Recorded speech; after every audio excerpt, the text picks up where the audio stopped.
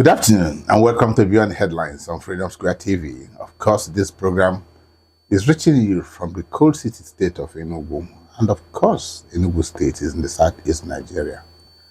And whether you agree or not, our tomorrow is always here. The program where we go beyond political soundbites, examine the issues that truly matter.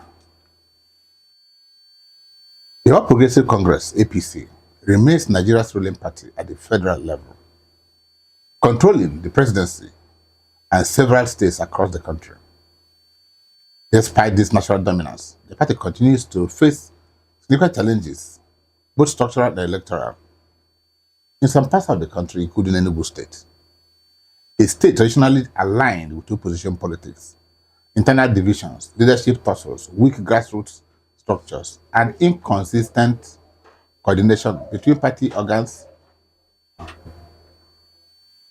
In 2025, the All Progressive Congress APC in Enugu State underwent what some people call a political tsunami. There was a major leadership shift following the return of Dr. Ben Moye as the chairman of the state's newly inaugurated caretaker committee.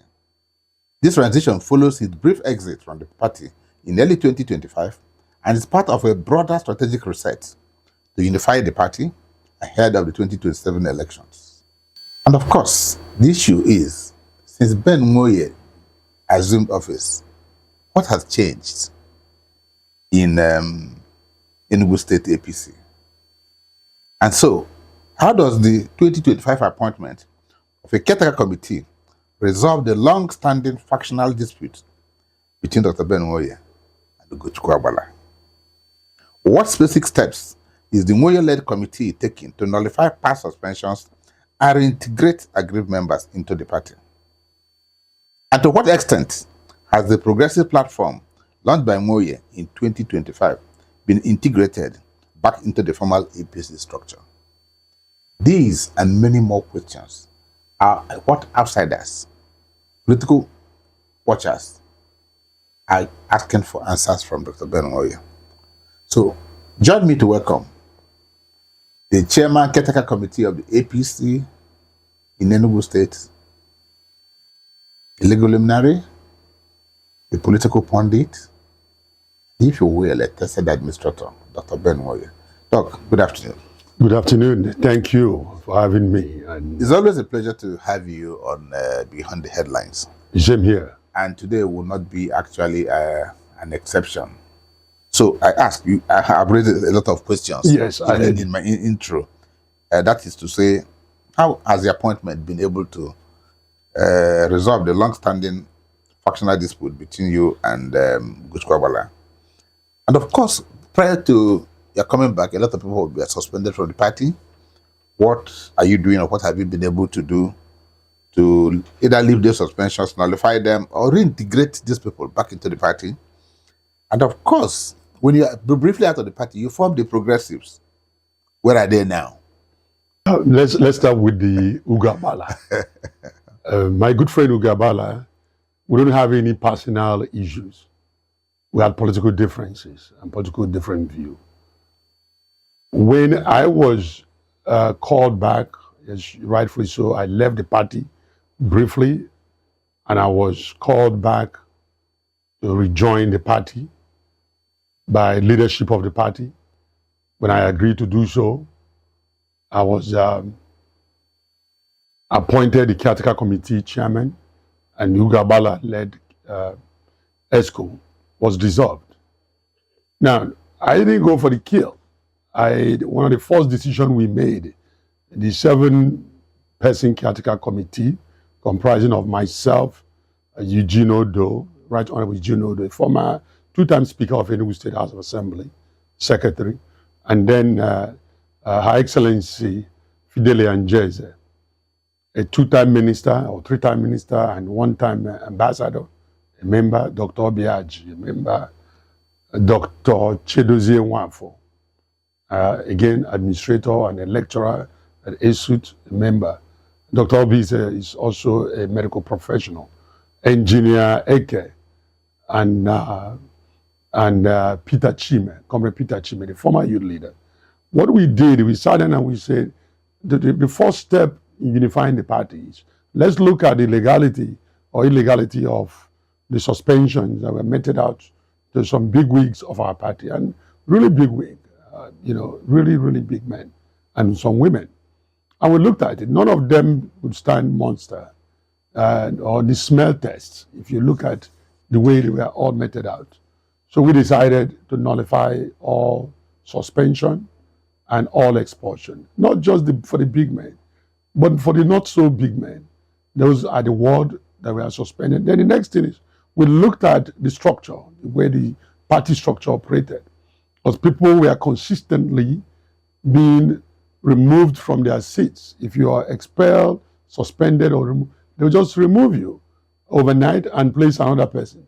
So we've discovered that many of the wards, out of the 260 wards, we don't have a single ward, not one, that had started with one ESCO and remained with one ESCO. There had been changes done locally. And when I say locally, I mean you have people's name who are claiming to be either woman leader or youth leader, or in some cases claiming to be ward chairman.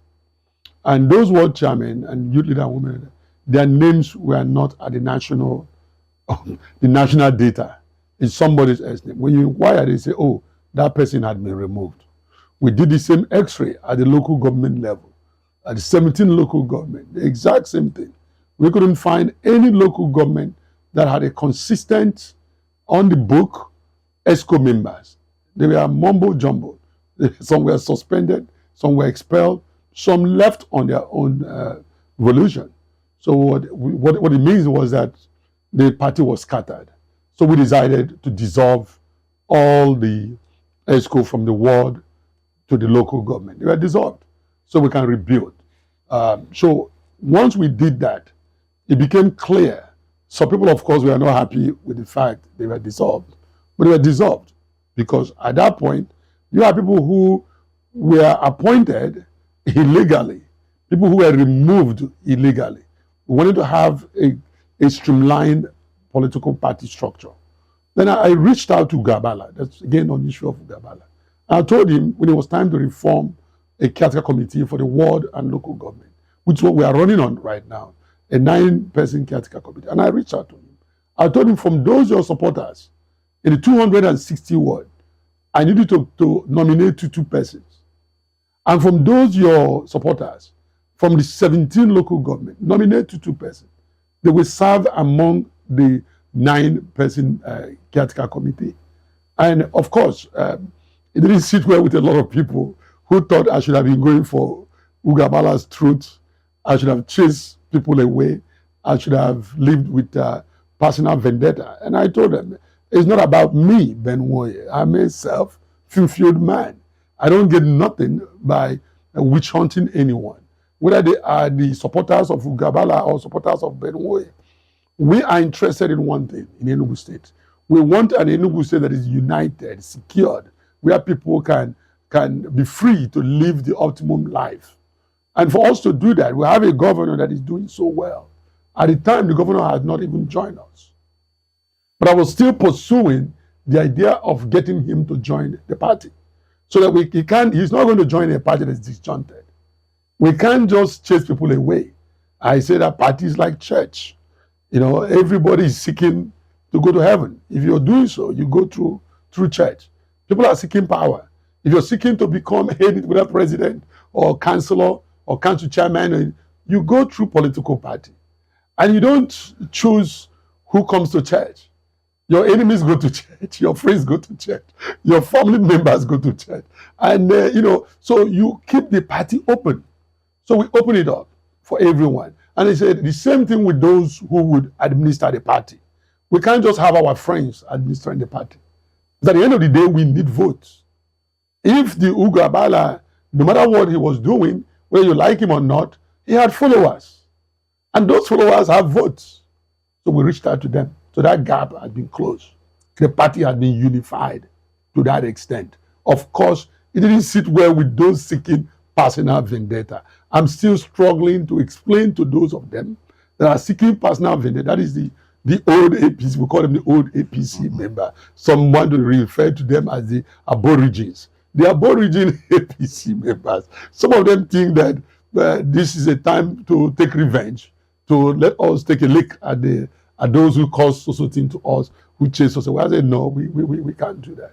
Then fast forward, because the party was becoming stable at the time, we were able to do a robust discussion with His Excellency Governor Peter Ndubisimba. And he was beginning to see that the possibility, because now we're saying everybody that was suspended, lifted, no suspension. Anybody that was expelled, come back. So you, of course, you had the big names, you know, Sullivan Chime, His Excellency Sullivan Chime, His Excellency Distinguished Senator Ken Namani, Mr. Kisto Kichuku, His Excellency Geoffrey Nyama, of course, my own humble self. I'm among those that were expelled from the party. You know, it's funny now and it's ridiculous now, but it's the reality of life. I was expelled by oral pronouncement. And those are the things that I pointed out as part of the reasons to change course. And that's, everybody started coming back. Everybody started coming. And eventually that led to what happened, what you described on the air here as the tsunami. On October 14th, we saw a movement. We call it grand movement. It was not a defection. It was a movement, but it was not done in hiding. It was a movement of the people of the PDP to APC. And I warmly welcomed them. I warmly welcomed everybody. We made clothes, our national insignia, the Babaliga and the Tinubu Jagaban hat style. I made sure I ordered it for everyone that wanted to wear as much as I could with the little finances that I could get my hands on. We were able to do that. And Enugu State saw a movement of the entire National Working Committee of APC coming down to Enugu State.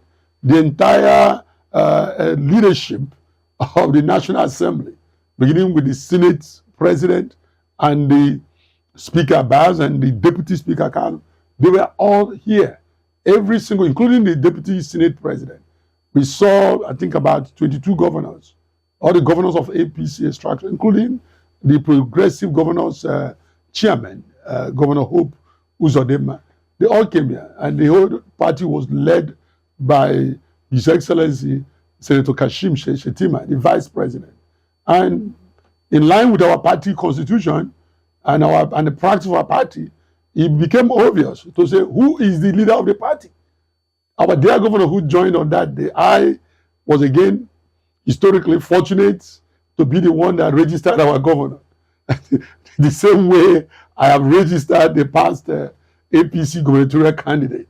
But in this time around, I did it in the government house. I registered him, issued him a party card. So to that degree, you know, it's kind of a chilling effect for me. You know, it's I took it was a little bit emotional for me, but here I am, a guy who just, I'm one of the founding members of this party. Party is stripping away from me. I'm told that I was suspended, first suspended, then expelled. Then I was out of the party. Then I came back, and now I'm receiving a sitting governor into the party. And not just a sitting governor, but with 23 members of State House of Assembly, 260 councillors, serving councillors, 17 serving local government chairmen, and then all the commissioners, all heads of parastatals, all, no exception, including his deputy. There's nobody that hands down. Within days after that, within days, I had to go up to Abuja and receive additional 5 members of the National Assembly. These are historic heights. And then we open up the space and we keep preaching. And just very recently, within 7 days, very recent, we just concluded that, I went around the 17 local government, okay? Now, preaching unity to everyone, and then giving flags to every single local government chairman, identify them as the leaders of the party. I also took the time in that regard, I inaugurated all the 260 caretaker committee members and their chairman, and all the 17 local government caretaker committee. So we have reformed the party. And when you look at, in each local government I went to, when we look at the ward structure, you will see those who were supporters and followers of Ugabala-led ESCO, and those who were supporters and followers of Chief Uche Naji, former Minister of Innovation, Science and Technology. You will also see some of those who were also chased away and said they were members of or supporters of the Benwoye's group. And you see them embracing each other. And then more importantly, the crowd get bigger, because now we have the new APC, that's the former members of PDP joining, and then the old APC. In that tour was a gentleman par excellence, Dr. Martin Chukwuemeka. The man joined us. He's the immediate past chairman of PDP, Enugu State, who defected with His Excellency. We also had in our company Honorable Frank Anyoma, who is the SPA political to His Excellency Governor Mba. So we have this robust movement where anyone looking at it knows that Enugu State is now APC for sure. We are practically teaching people the slogan, because remember, you said it in your program. PDP had been here for too long. So the mistake may be done where you say APC and then they say something else. Or where someone gets up to the stage and he wants to scream, he says an extinct party's name. So we were taking our time. Not to call PDP's name. we took our time to do this. Or where someone shows up on the stage or coming to the arena, instead of carrying our broom, he's carrying some tattered item that he used for shelter in the carry an umbrella. So we had brooms. I had loads of broom, sharing people broom, and then the color and the flag, and we made sure that the flag, so that nobody makes mistake about it. We have the light blue and white and green flag with red underneath instead of the other one. So these were carefully choreographed to get Enugu people to understand that they've changed their address. They are no longer going to that big plaza where their leaders go to get tear gas, where big men turn thugs. They are now in a different address, that is the Buhari house, where party business is done in a gentleman fashion. So these are the things we took down to the grassroots. Okay. Ben, if I leave you, you will continue to throw banters at people. Well, I just want you to tell me how much Dr. Benwoye has been able to manage the consensus of stakeholders who previously were anti-Benwoye. There were a group of people then, they were so loquacious in their conduct that they termed their leadership a legacy of betrayal. Yes, how are you managing them? Truth is something that is constant. That's something you can't change. Whether it's you're a Christian, we can use the coming of Christ. And by no means, I'm not comparing myself to him. Yes. The man was crucified. If Christ could be crucified, who is Benwoye? We're talking about a God himself being crucified. So, nobody. So we take it. I'm a Christian. I'm aside from being a Christian, I'm deeply, deeply spiritual in things I do. Those things happen because God allowed it to happen. It is meant to educate us as ordinary beings. Those things, it's living. I just told you, I led APC for 8 years, fighting the cause of opposition, giving voice to those who didn't have voice. I had people who couldn't have ran for any office, if not the fact that I put my time, my money, my intellectual property, my intellectual capacity to the forming and administration of an opposition platform. Okay? Now, you come to see, fast forward, 8 years after, people whom we admitted into the party. Because it wasn't actually Ugabala. We have to set the record straight. Ugabala was not the genesis of the go and kill Benwoye stuff. And it wasn't Uche Naji. It's not the genesis. Okay? By the time I was about to leave, some people whom I admitted into APC, people I personally registered, went to their home and registered them. They sat around and took a decision to remove Benwoye. Of course, I gave them a fight and I gave them a run for their money. In the process of that fight, Ugabala and Uche Naji came in and took over the party with the help of our big brother from Imo State. They took over the party. They did not take it over from me, but they took it over from those people who thought they had snatched the party. Now, but because I stood by the truth, I did not even go to retaliate against those people. Ugabala pleaded with me to join him so we can fight everybody. I said, no. These are honorable men. They might have made a mistake. But we need to get everybody together. When he said no, I said, okay, I will not work with you. He's alive. You can ask him. He was willing to say our discussion. I have witnesses. But I went to him. I took him up to Lagos, one of our leaders, Emprobe Ibe. I took him there and I said, the condition for me working with you is we have to get everybody back on track.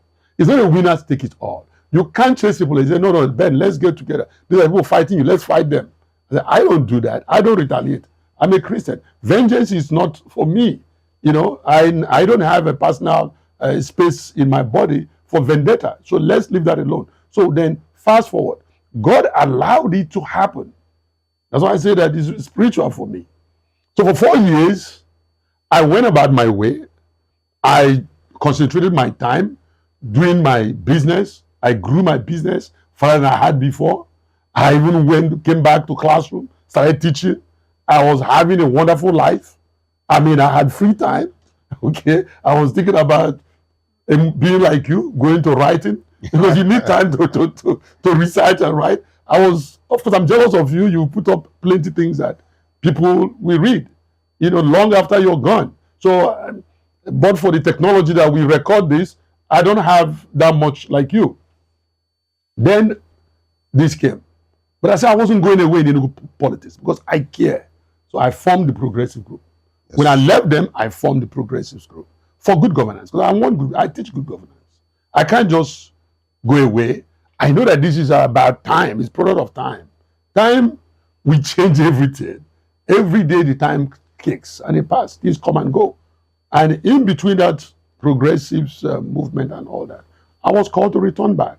And here I am. I'm a chairman again. Dr. Ben, when you visited this studio some time ago, we were talking about a possibility, a likely possibility of Governor Peter Mbah of Enugu State joining the APC. It was then in rumor, it was in the rumor mills.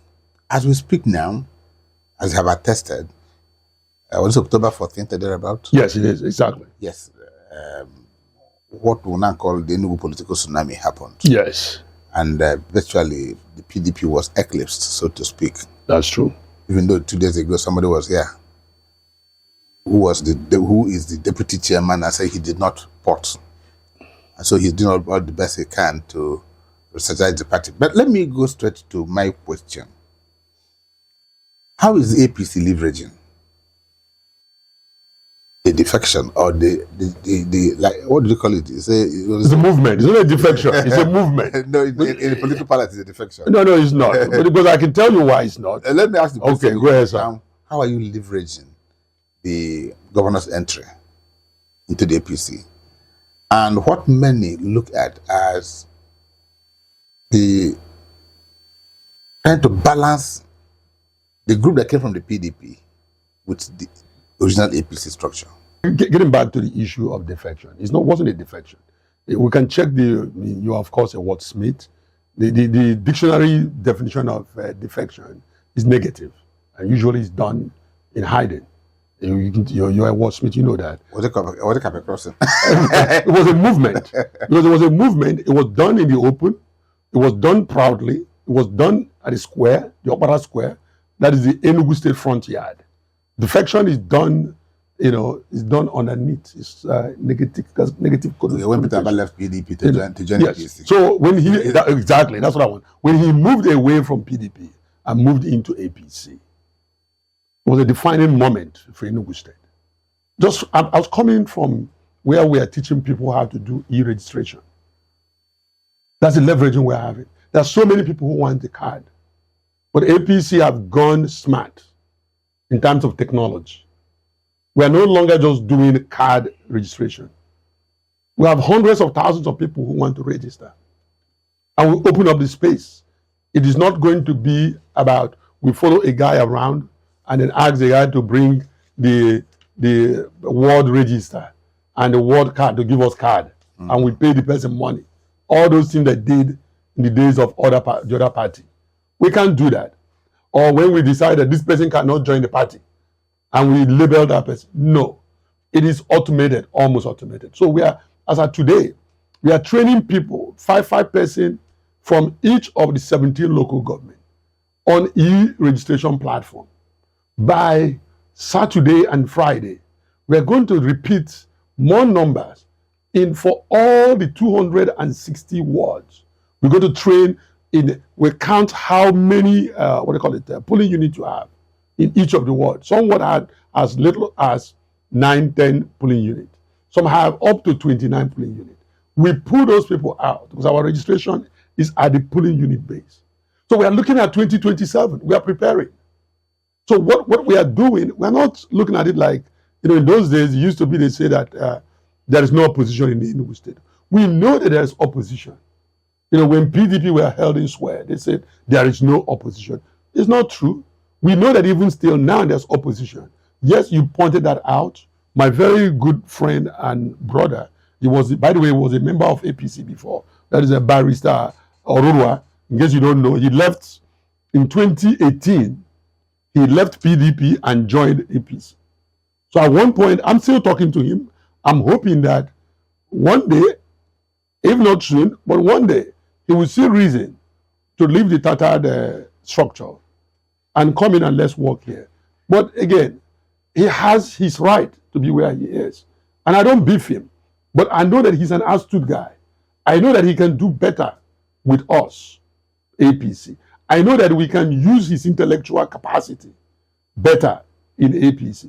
I know that he doesn't deserve to be beaten up in the plaza as some people are being beaten up. He doesn't deserve to be called and to be tear gassed.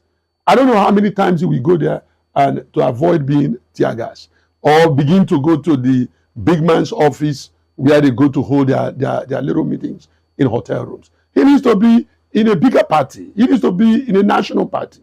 But as far as the dichotomy between the old and the new stakeholders, people have to begin to learn to live with the new system where they found themselves. APC that we had a few months ago, before October 14, was a tattered APC in Enugu State. You know that, I know that, and we talked about it.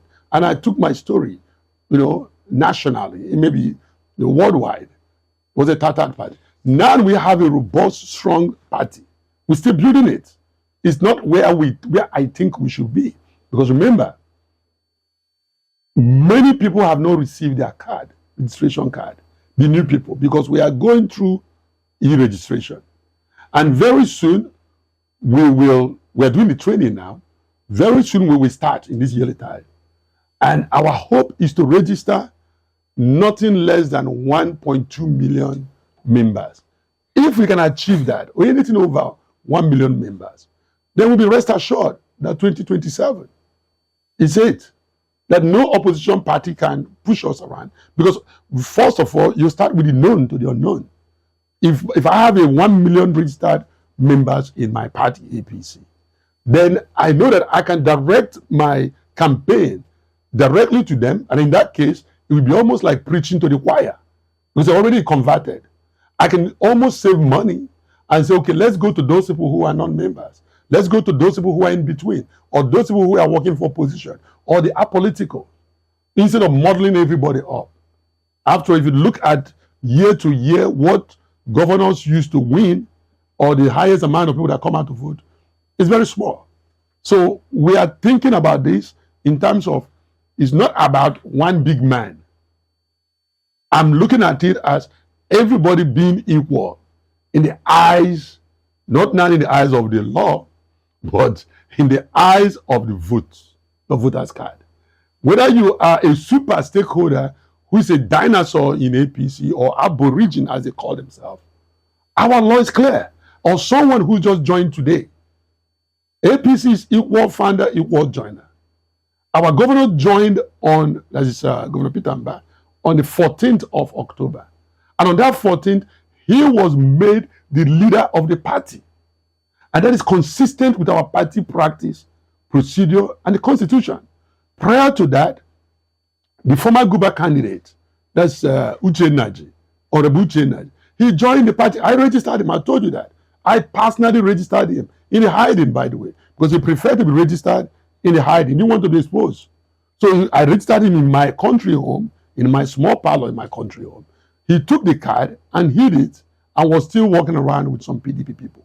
But once the man now came out and became and bought the form for Guba, and only him ran, because nobody at the time had won the whole wide world that APC ticket, that buyers beware in Enugu State. And sure enough, nobody came out because there was so much trouble, and you saw the result of it. So when he became the Guba candidate, he was also given a flag as the leader of the party, consistent. So what they did for the point is, what they did for Governor Peter Mba is not new. They did the same thing for distinguished Senator Ayogo. He should rest in peace. He joined us in 2018.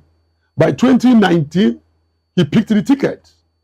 Despite the fact that Okezia, who was then, again, he so rest in peace, Okezia, who was then the dinosaur, the founding, one of the founding fathers of the party, he was there. Senator Ayogo was given a flag and he became a leader. And we consolidated. So we are consolidated. Those who are still worried, I tell them that there are other political parties. You can't just sit and block anybody from joining. And you can't come in and you say, because you started the party, therefore it is turn by turn, you'll be at the front. No, it's about performance. The question is not that you started the party. The question is, what is your contribution to the party? What is your performance? The governor is a governor. He not only contributed himself, but he contributed 23 members of House of Assembly, 5 members of House of Reps, all the commissioners, all head of parastatus, all ward councillors, and all the 17 chairmen, local government chairmen, the mayors. So he had a huge contribution to the party. Okay, I have some very troubling questions. Very, very troubling. One is, when I listen to you speak about APC and the things that ought to be done, I get the impression that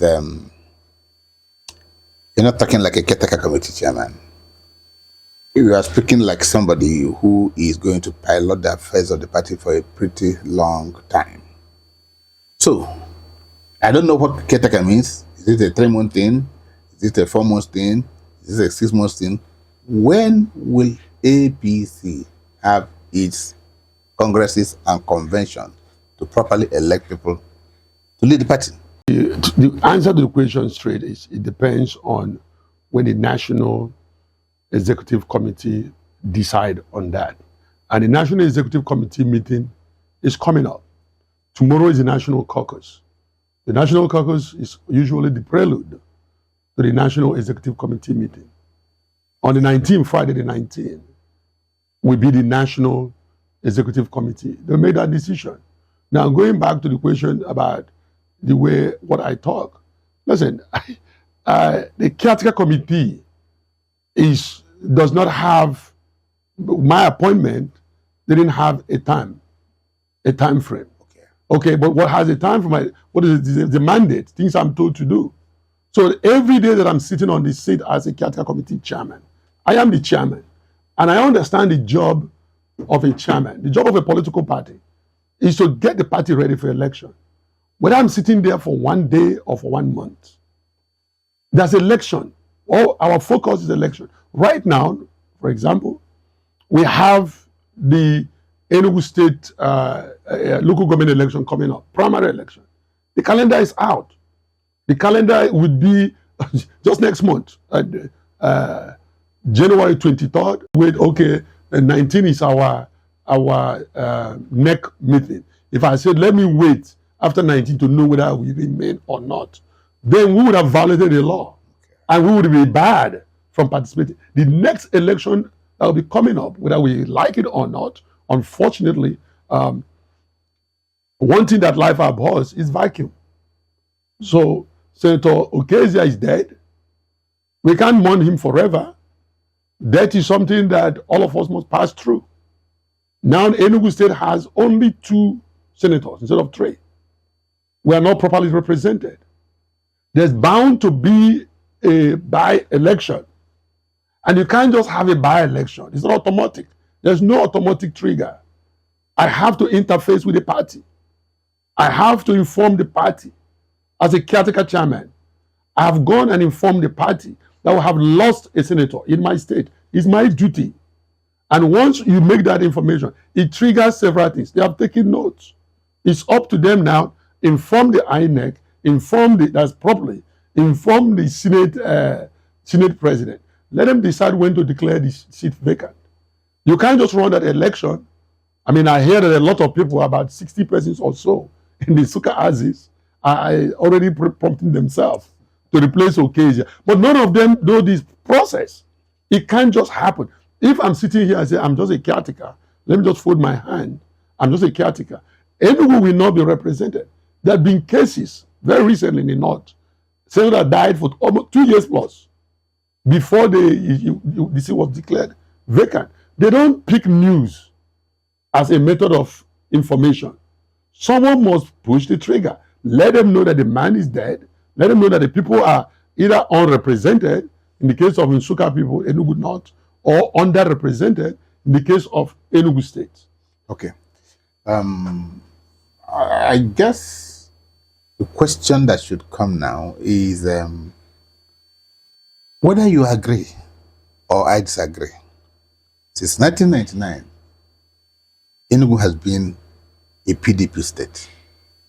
Beyond those political appointees that you mentioned, the truth is that the majority of the people in Enugu have been at home with the umbrella you don't want to call. You don't want to mention the umbrella. They've been at home with the umbrella. And you will also agree with me, Dr. Ben, that between 1999 and now, the APC as constituted had not scratched the goodwill of Enugu. I know Peter Mba is coming with a lot of goodwill.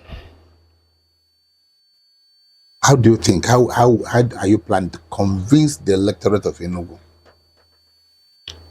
to do what? To align with the APC? You know, there's a fallacy that existed for years within the Enugu political cycle.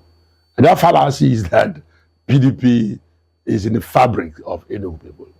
That myth was shattered in 2023 election. After how many years? Now, it doesn't matter. Yeah, okay, yes. But let's just at least pick it.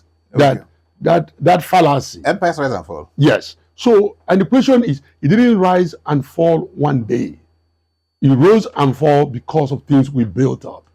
And guess what happened? When you talk about goodwill, distinguished Senator Okezia won. How did he win? It was a prelude. It was some of the preparation we did for him as people of APC. What he launched his biggest campaign to be a governor in 2015. It was in APC. It was in APC in 2020. Sorry, up until 2022. It was in APC in 2019 when we had all this. He won. Honorable Nnamchi, Professor Nnamchi, APC, until he won. If you go to Igbeze South, APC, I mean, I'm talking about the people who were in APC. In Igbeze South, the current majority whip or in Enugu State House was APC.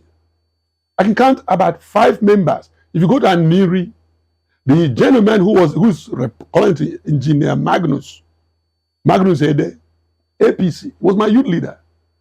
What we didn't have in Enugu State was election. I was the manager of APC in Enugu State.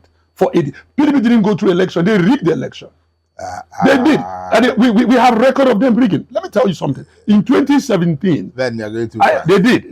In the fact is so that the ones you won, what do you call them? You know that's rigged. When the ones you won, both at the national level. Let's no. We don't expand it. If you want to expand it, we're dealing with Enugu where I operated and I'm still operating.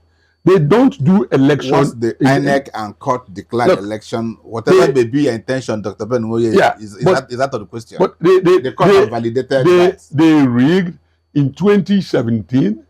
We confronted them in local government election. They ran away, ran to their homes. The court didn't say they rigged. Some of them were avoided. Court, by the way, court is not a decider of election. They are decided of questions of law. No, it's not true. What they are deciding is question of law. People present question of law and fact to them, but not the election. When people think that God decided election, they don't decide election. If someone goes and gets instrumentality of manipulation and does it, and someone goes to court, court will only decide based on the law and the fact was before them. Okay, I want you to hold that thought. We'll just go and short break. We'll continue. I like this court idea. And don't run away from it, because when you begin to say court, you discover there are hardly any election in this country. They are not court decided. I just don't see that court decided. Okay. I see that. Don't go anywhere. We'll be back shortly.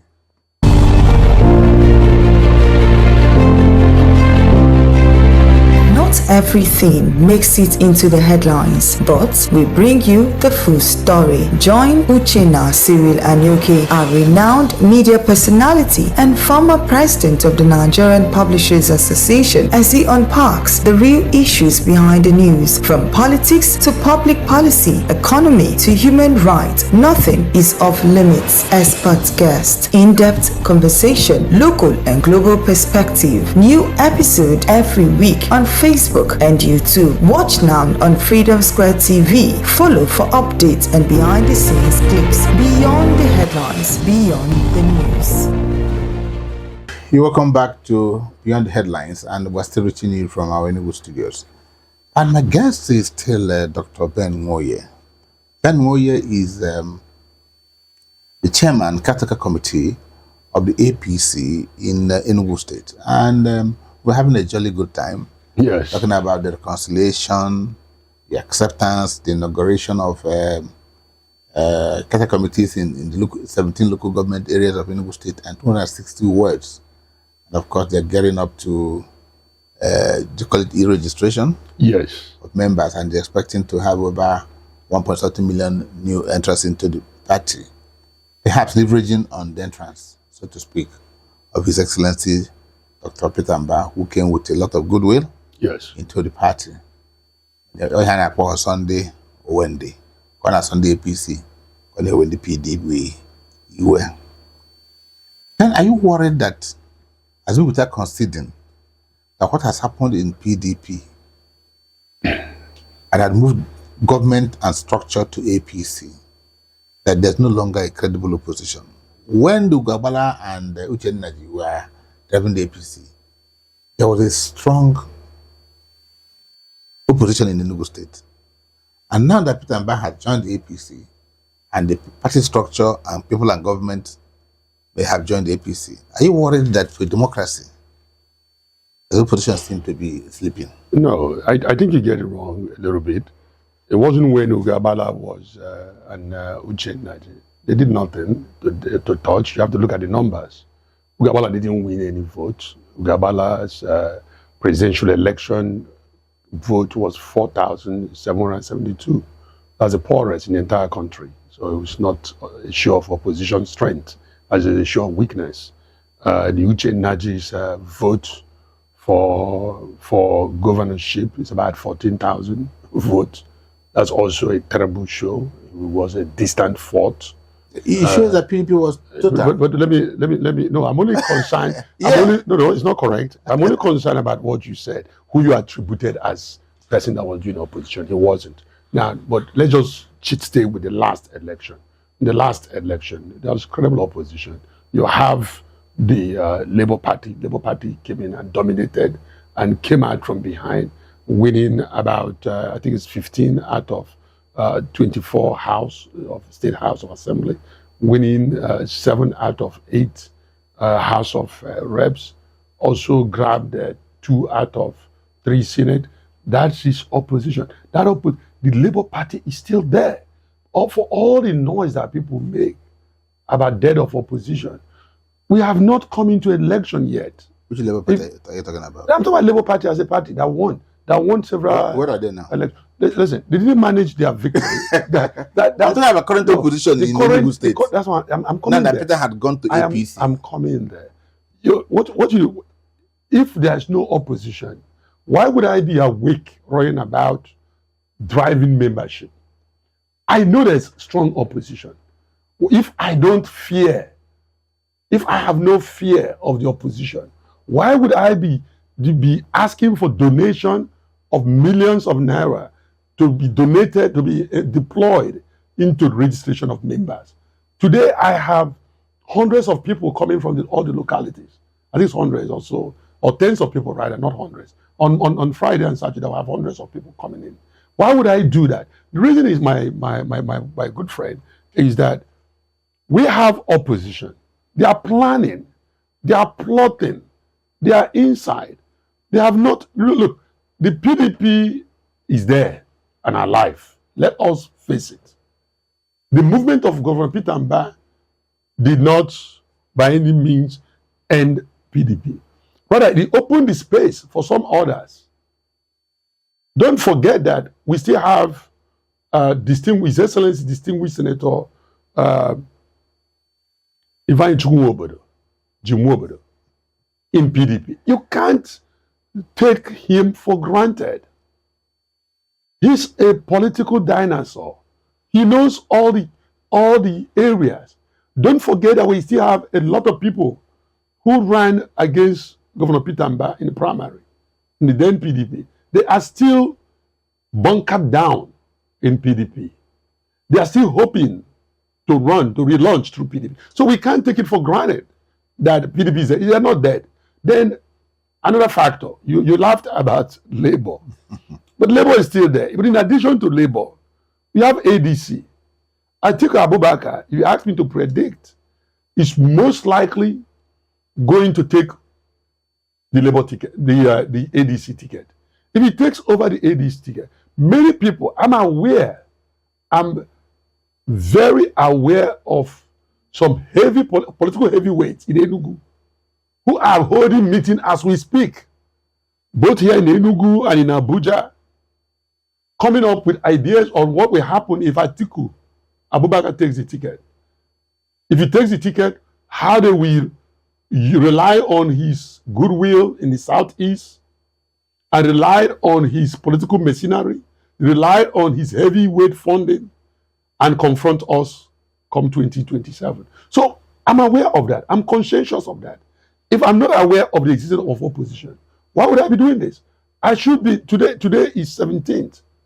Tomorrow, on the 17th December, I'm supposed to be in Abuja, and here I am, in your fancy studio, trying to get my people to hear our voice, to see that we are preparing, to see that they can join the party. Why would I be asking people of Enugu State to join APC, to get ready, so that all these things they are enjoying, the Enugu air that is making us proud, okay, that has elevated very, very high our stock. That's the footprint of PDP. Okay, we can call it whatever it is, but it has come. They have moved. Accept that first. I accept it, but they have moved.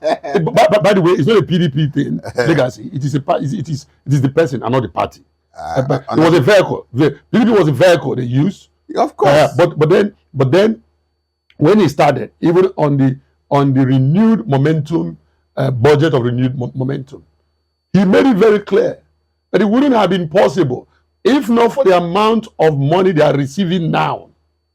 He made it very clear that the projection is possible because of all the policy put together by our dear president, His Excellency Bola Ahmed Tinubu. That these are the reasons they're receiving the money they're receiving. Things they didn't find before. It was very specific about the removal of fuel subsidy, the physical management of the economy, all these things, the monetary policy. He made it very clear. we cannot just say it's an APC thing, because it's the man who's in the helms of affairs. Tinubu was elected by, through the platform of APC. So we can't just say that whatever Mba is doing is PDP. If that's the case, then the previous government should have been doing the same thing, and the one prior should have been doing the same thing. But that's not the case. So they all did their bits. They all did their bit. Thank you. But I'm saying the same thing. Because I thought about, I stayed with Enugu Air.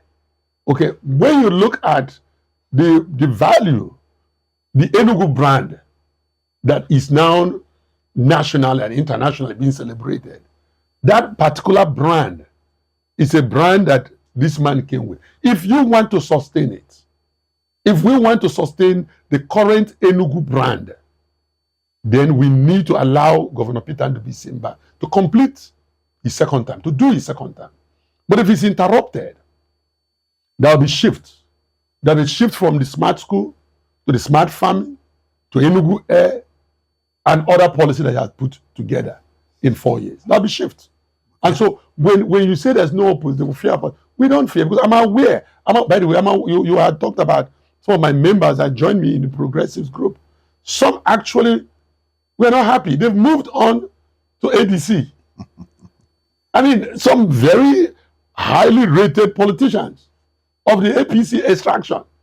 They are there, they are meeting, but the only thing I want when I was moving around is people who are lying to Enugu people. There are certain individuals who are lying to Enugu people.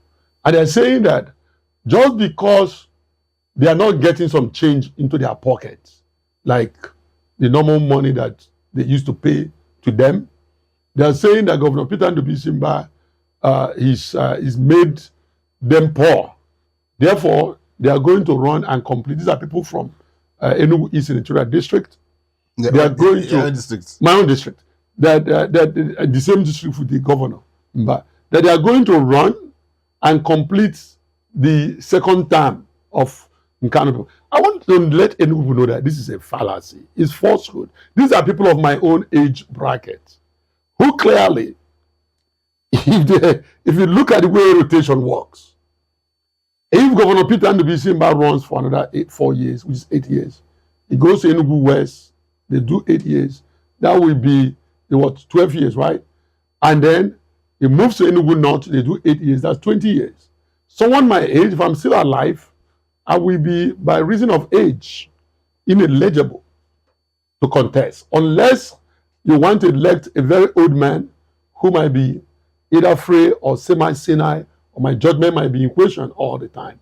Without that, so people are that my own age bracket, some of them are gathering and deceiving people that they will do just 4 years. Remember, they're not going to do anything, assuming, but without considering that they get elected, that it goes, they will do 8 years and they will bring insecurity into this place.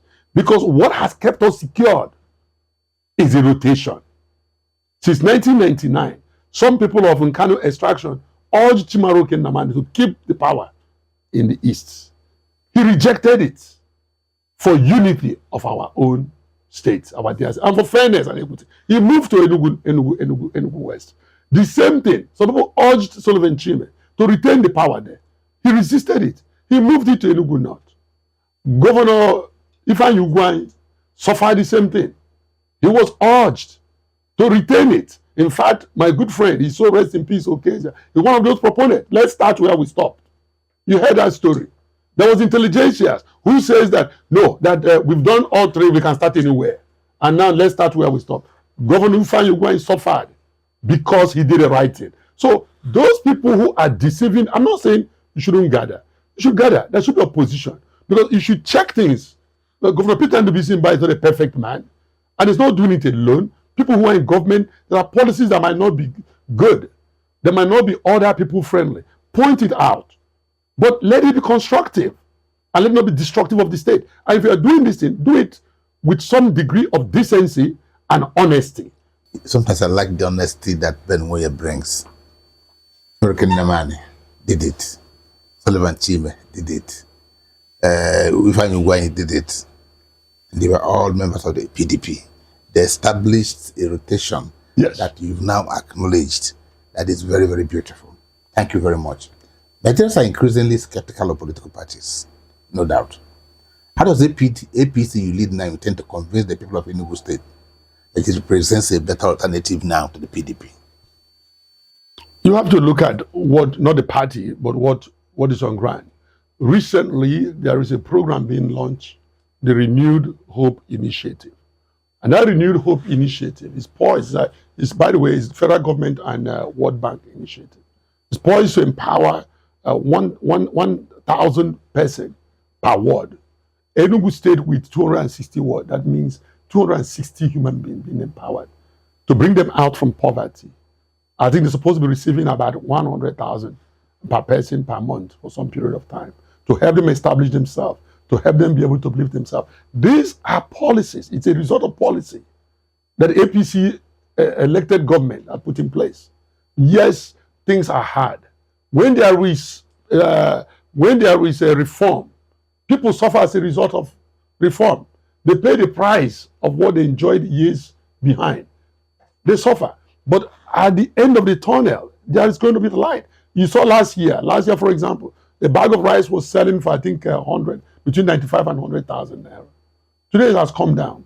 I see a 50 kg selling for like 42, 45,000 naira. Some cases, 49,000 naira. The same thing with bag of gari. Before it was very high. I mean, about 26 to 37 to 27,000 naira. Now it has come down to about 12 to 13,000. Even oil. These are little things that make life different. So when they are looking at what is happening, Enugu citizens, for example, the magic of Peter Mba, he said it, that part of his magic is a policy being implemented by an APC elected government at the national level. That without the type of money they are receiving, the money they are receiving, and I mean from the FEC, it's about 5 up to 5 times or more. And they say that what they receive in a month now is about what they used to receive in 5 months in the past. Let's say when the other president, before the removal of fuel subsidy, and before they allow they stop the flotation of the dollar, they allow dollar to go through the normal market rate where it is now stabilized. So if all those policies were not put in place, you wouldn't have your smart school, would still have the dingy house that was used as a technical school in Enugu across there. But go there and see the type of building that you have there. You wouldn't have the Enugu Air, which is projected already. They say it is projected to do very well. They are bringing additional 14 aircraft in addition to the 6 they've paid already. 3 are in operation. Another 3 are coming in already. So when you look at all these things, you ask yourself, it is truly not the party. I must say that. It is the person who the party elected. So it's not the party that is doing. So when the party elects the person, and then the person now puts together the policy and push the policy, and the policy begins to benefit the people, then people will see reason to embrace the party that elected the person. Then, you are trying to make a conviction that is not even resonating with me as I ask you the question, even as a journalist. People say, and I want you to make a good defense of this, if you can, that the goodwill that the PDP have given them all these years, and they manifested it overwhelmingly in voting for Peter Ndubisimba. And that they find his leaving PDP to APC as a political betrayal of the trust they reposed in him. And the good works that should normally accrue to the PDP, because he ran it back, they didn't vote for Peter, but they voted for the umbrella. And now they're in APC, they vote for the broom. Because there will not be a Peter Mba on the ballot. What will be there will be APC and the broom. People will be looking for the broom to vote for. So that they voted for the umbrella, which has covered them from heavy downpour all these years. And now, because he ran under PDP, they voted for PDP. Now he has moved to APC. Speak to these people. Yeah, those people, yes, they voted. When they go to their ballots, the sign they see is umbrella sign. That's a symbol. But the fact of the matter remains that they elected Peter Mba to serve them. Under the umbrella. Yeah, let's just wait. I preface that. I preface that. Okay, they elected Peter Mba, not umbrella. The umbrella is a symbol which he chose to run with. But the person they were elected, they were not mistaken. The person that gave manifesto, which is a social contract he had with Enugu people, which he's fulfilling, and which has promised to fulfill. Just look at what just happened. The 1.62 trillion renewed momentum budget. He did it while in APC. 66% higher than when he was in PDP. So, but we cannot just say it's APC budget. It's a man with a vision. He chose umbrella at that time in 2023 to run with it. Not because umbrella did anything. Umbrella did not put up the social contract. Peter Mba did. And now Peter Umbrella, Chief of Staff, no, Commissioner for Finance. Peter Mba did. Now, Umbrella did not implement the social contract. Peter Mba did. When he wrote it, look at me. I was in APC in 2022, and I went to campaign for it because I saw, not for PDP, and I made it clear, I wore APC regalia. That's what they call the legacy of betrayal. No, that's what those who don't understand it, that beyond party, we have our people, first of all. You have a candidate who has demonstrated capacity to move our people away from poverty, to move our state up, and he's carrying umbrella. You have another candidate who has absolutely no clue of what he wants to do, refused to share with us any of his manifesto, but carries a broom. And you expect someone as exposed and educated as I am to now follow that person because somebody sees there who's just an internal critic and says it's a legacy of betrayal. No, we are saying that society first, my people first, then party next. Because in this case, they say party supreme, yes, but not when party has made a mistake. If party is not looking at the program and party is looking at its symbol, just like what has happened to PDP. The PDP, you allow Peter Mba to remain for 10 years, for 10 good years. The Southeasterners had fallen off the first 5 tier of national protocol because they are doing party. They were doing party. Other people were moving, and yet we come back, we cry, oh, we want to be president.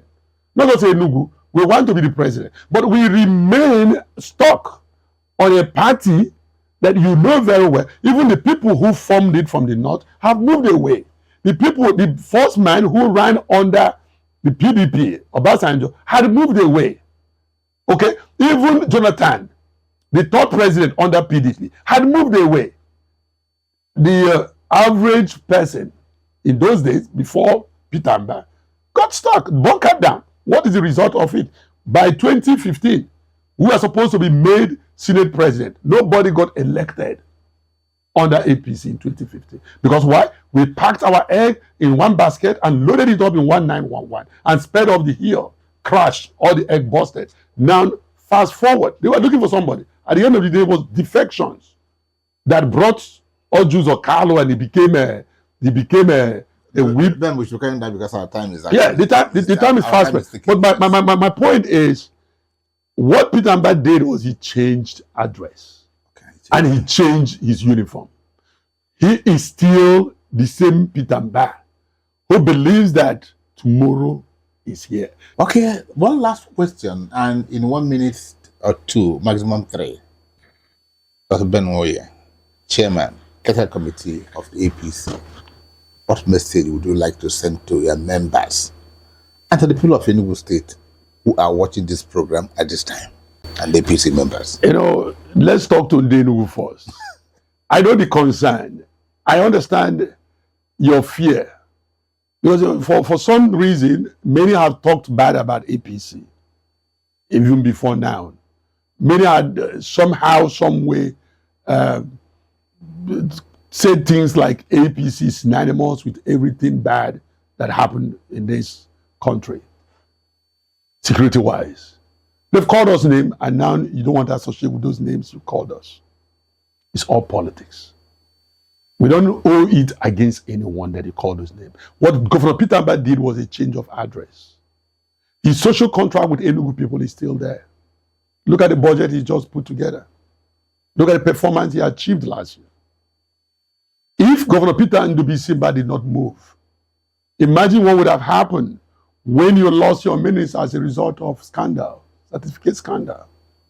Somebody outside Enugu would have picked another minister for you. If Governor Peter Ndubisimba did not move, what he's now doing nationally, showing the country how we can address our security infrastructure, it would not be done. He's doing that now. By the grace of God, more people will be appointed. More and more people will be appointed into different federal parastatals from Enugu, not from somebody or people from outside states, but people from Enugu state. What the person now who is serving as a minister representing us at the national, at the FEC, the man is one of 3 persons with SAN. We send one of our best of the best. Enugu is bubbling. Many things are coming into Enugu because of this man's ingenuity. The budget size of Enugu in 2026 budget size is the same thing with that of Delta State. The difference is that most of our own, about 890 billion, is generated through IGR. Unlike that is about 80%, unlike the Delta states. We're only getting about 20%, about 326 billion from FEC. This is unprecedented. We're talking about the new Enugu city. Very soon, Enugu people begin to experience, they try to move into monorail again. These are things that are not there before. We are not talking about just road building or smart school again. We are moving away from that. Look at the type of employment opportunity that is being boosted. It's not about the party. It's about the person who is sitting at the helms of affairs. Okay, Ben Moye, Doctor, Chairman, Caretaker Committee of the APC, want to thank you for sharing your time and your powerful insights with us on Beyond Headlines. Thank you. Political parties are vehicles of democracy. When they are weak, democracy suffers. When they're strong, the people benefit. Whether the APC can refocus and reposition itself in Enugu State remains a question, one that only actions, not promises, will answer. Yes. And I'm sure you agree with me. Yes. So, thank you guys for being there for us. Join us same time next week for another interesting edition of Beyond Headlines. But you know, this conversation about refocusing the APC will continue on our social media handles, Facebook, YouTube, at Freedom Square TV. Thank you for being a part of this, and from all of us in the studio, have a very good evening.